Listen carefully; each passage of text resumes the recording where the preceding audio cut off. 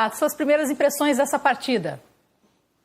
Tudo bem, Karine? Pedrinho, amigos, um prazer. Jogo legal, a gente não sabe o que seria do jogo se o Flamengo tivesse convertido pênaltis, o Flamengo pode usar isso como argumento, mas não pode negar que o São Paulo fez uma tremenda partida.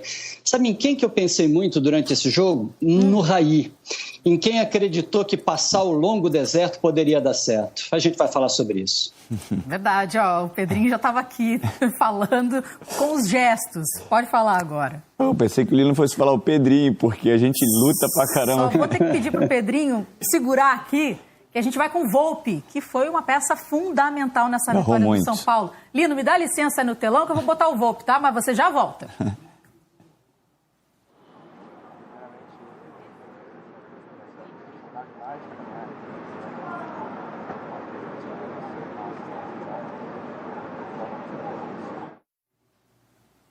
Daqui a pouquinho a gente vai conferir o que o Volpi falou ali, mas já deu para ver que ele foi eleito o craque da partida. E realmente se destacou bastante, fez totalmente a diferença nessa vitória.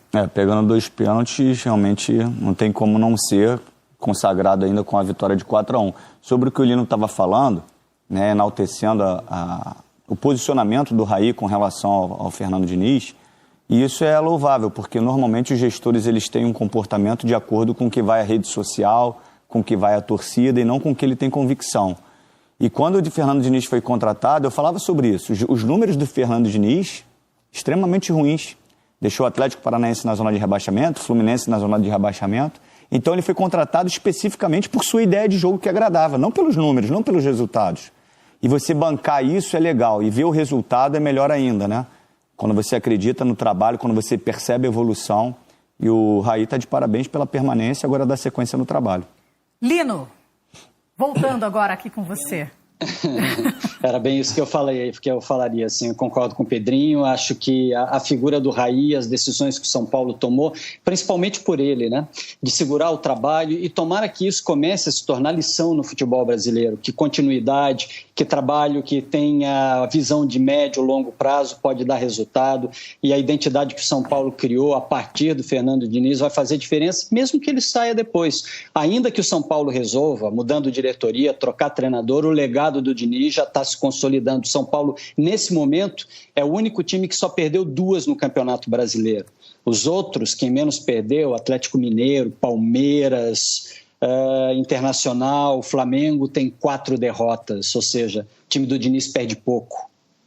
No outro jogo, que aconteceu no mesmo horário, que começou às 4 horas da tarde, deu Sport 1-0 diante do Atlético Paranaense, gol de Thiago Neves. Na sequência, a gente também mostra aqui para você e fala sobre essa partida. Aliás, temos esse gol já, produção, ou daqui a pouquinho a gente mostra? E vamos primeiro repassar aqui os gols de Flamengo e São Paulo.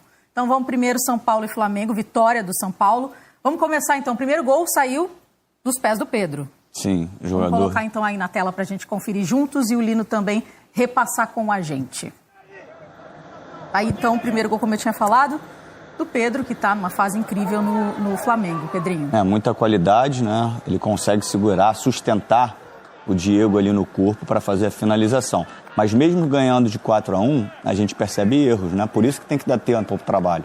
Isso aí é um erro claro de uma marcação onde quando um vai disputar a bola, a sobra já tem que acontecer. Quando você joga em linha, tem essa disputa no alto. Quem está disputando pressiona o adversário e os outros fecham um pouquinho mais. Aí também um erro de marcação. Gol do Tietê, 17 do Exatamente. Primeiro tempo. O Bruno Henrique, lá do lado esquerdo, tinha que ter acompanhado o Tietê, porque é a função dos extremos também. E ele fica torcendo pelo lance. Aí quando ele tenta acelerar o movimento, já não dá mais. Depois ainda teve o gol do Brenner, aos 46 do primeiro tempo. A gente está vendo nesse momento.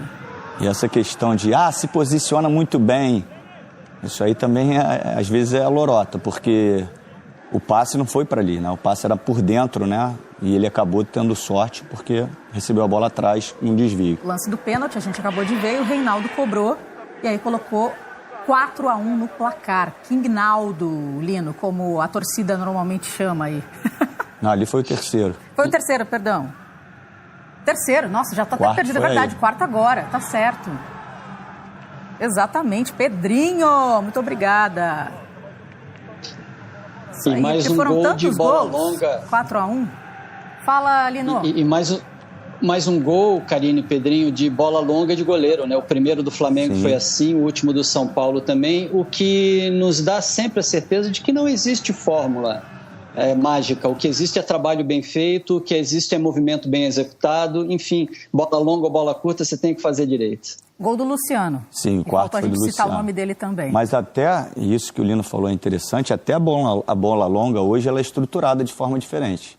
Na minha época, o goleiro mandava todo mundo sair, hoje não. Hoje o posicionamento é como se você fosse sair de trás, né, organizado, estruturado, para você deixar a disputa lá no mano a mano, né, e num desvio você conseguir levar vantagem, como foi o gol do Pedro. Aí o movimento errado da corrida da zaga do Flamengo, porque quando você abaixa para fazer o movimento da batida, a zaga, a linha já tem que fazer a corrida antes da batida sair. Você tem que ter a leitura, porque senão o atacante leva vantagem e rasga, como o Luciano rasgou em frente à área. Vamos dar uma olhada também na atuação do Volpi, que foi fundamental nesse resultado do São Paulo em cima do Flamengo. Ele deu assistência e também acabou evitando 2 pênaltis, né? Acabou evitando com que a bola entrasse realmente no gol. Tá aí, ó. Ele mereceu ser o craque da partida, Lino.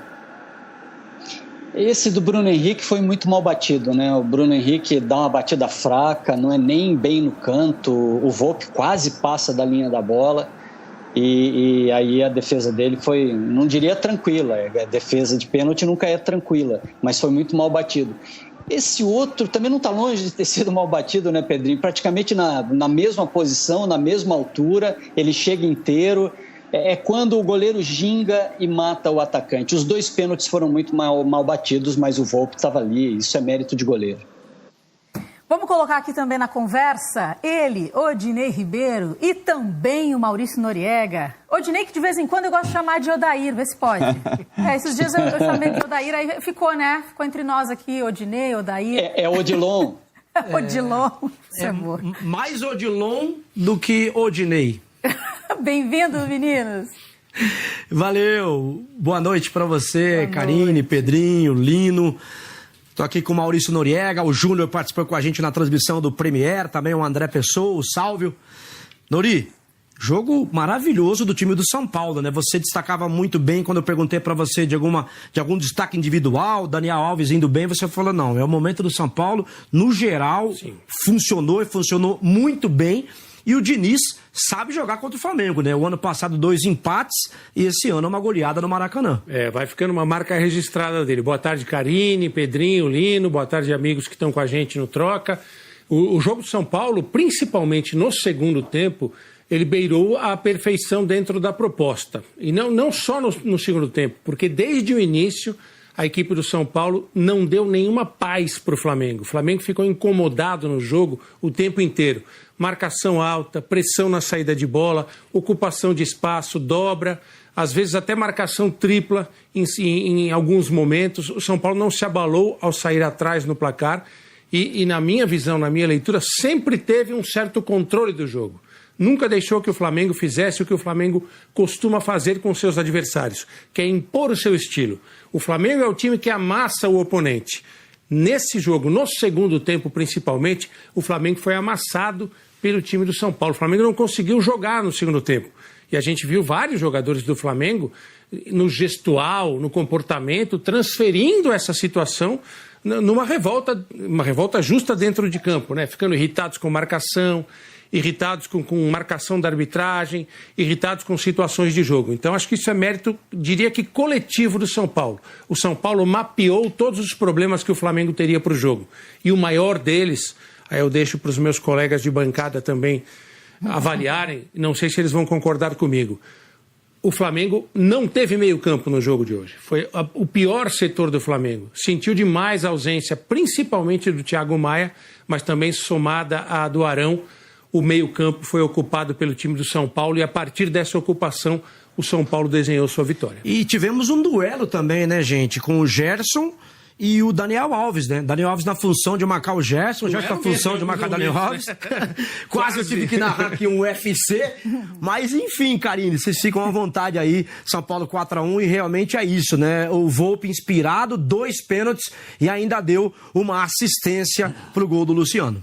Hashtag troca de passes, vocês também fazem o programa aqui junto conosco. E a Ana colocou, olha lá o Odilino, que seria o Odinei, né? Odinei. Pensei que fosse Odilindo. Pode ser também, Odilindo. Que isso, hein? Mas falando agora sobre essa questão do meio-campo, você concorda com o Nori, Pedrinho? Concordo, eu acho que o Flamengo tem um estilo de jogo um pouco mais agressivo no meio de campo, né? Acabou botando um menino que sustenta muito mais a posição. Agora, com relação ao Daniel Alves, eu acho que às vezes eu briguei sozinho nessa aí também, mas eu não concordava com as críticas que ele vinha recebendo, porque as pessoas esperam do Daniel Alves, é um jogador que ele nunca foi. As pessoas esperam, porque ele por ter jogado em grandes times europeus e ser um dos jogadores mais vitoriosos da história, que ele chegasse aqui e fizesse um diferente, fosse um diferencial de definir os jogos como um camisa 10, como um Messi, e ele nunca foi. Ele sempre foi um coadjuvante de muita eficiência. E eu acho que ele continua sendo isso, dentro de uma função diferente. É lógico que ele pode ter caído de um rendimento, mas estava caindo muito na conta dele um desempenho, de repente, não tão bom do São Paulo. E eu não via dessa forma. Eu acho que ele sustenta ali muitas coisas dentro de uma partida, como muitos movimentos coordenados e treinados pelo Fernando Diniz, que precisam de orientações dentro do campo. Ele é um cara que comanda isso. Tecnicamente, ele é diferente. Eu acho que esse jogo, como o Nori falou, dentro de um contexto coletivo, eu acho que ele se portou bem, mas eu acho que as críticas estavam sendo um pouco pesadas para o Daniel. Lino, ainda falando em relação ao que os meninos levantaram a bola, e também o Pedrinho comentou, em relação ao meio-campo, depois também a gente pode ainda aprofundar mais essa questão do Daniel Alves, que eu concordo com o Pedrinho, acho que a expectativa era que ele realmente fosse um 10 e não é a função dele dentro de campo, isso é claro. Mas falando do meio de campo, Thiago Maia e Arão fizeram muita falta para o Flamengo. Você também enxerga dessa forma? Enxergo, sim, mas acho que a principal questão do meio-campo, o Nori colocou muito bem, o time do São Paulo conseguiu ser melhor do que o Flamengo nesse setor, isso foi decisivo, mas principalmente por um fator. O São Paulo sai jogando como poucos, a pressão do Flamengo não deu certo, a pressão no centro do campo também não, os escapes do São Paulo são muito bem elaborados coletivamente, o Flamengo não conseguiu pressionar, o Felipe Luiz chegou a falar sobre isso ainda há pouco na entrevista, né? A gente não conseguiu pressionar a bola, não conseguiu atacar o time deles quando eles saíam jogando, atacar o campo, preencher espaço, como normalmente o Flamengo faz. Talvez o Flamengo não tenha conseguido alcançar o nível de eficiência habitual porque enfrentou um adversário que tem escapes muito qualificados. O São Paulo fez isso. Verdade. Agora falando em relação ao Daniel Alves, também queria te escutar, porque o Pedrinho levantou essa bola e eu acho que é bem importante a gente também conversar sobre isso aqui. Eu, ao contrário do Pedrinho, eu esperava que o Daniel chegasse para fazer a diferença, e acho até que ele faz a diferença, mas não como um homem-gol, como um passador inteligente, como um jogador que faz a diferença a partir do jogo pensado, né? Não na hora da definição. Ele está com uma sequência muito pesada, eu ainda não cheguei a uma conclusão sobre isso, porque o São Paulo está colocando ele em campo porque ele quer e porque ele tem condições, e imagino que não tenha nenhum estúpido na comissão técnica do São Paulo ao ponto de querer forçar um jogador do nível do Daniel Alves. Se ele pode jogar, eu imagino que o São Paulo queira contar com ele e que isso seja muito bem trabalhado internamente. Mas eu esperava um pouquinho mais dele, Pedrinho, eu esperava esse Daniel decisivo. Boa, estou dando uma olhada aqui na nossa hashtag troca de passes e o Luiz Figueiredo escreveu para a gente o seguinte: boa noite, Pedrinho, para a gente já dando boa noite para você, então vou passar a bola para ti, ó. A equipe do São Paulo foi muito feliz na tarde de hoje, mas as chances perdidas pelos jogadores do Flamengo também impressionaram. O Volpi foi gigante. Beijos nossos. Deve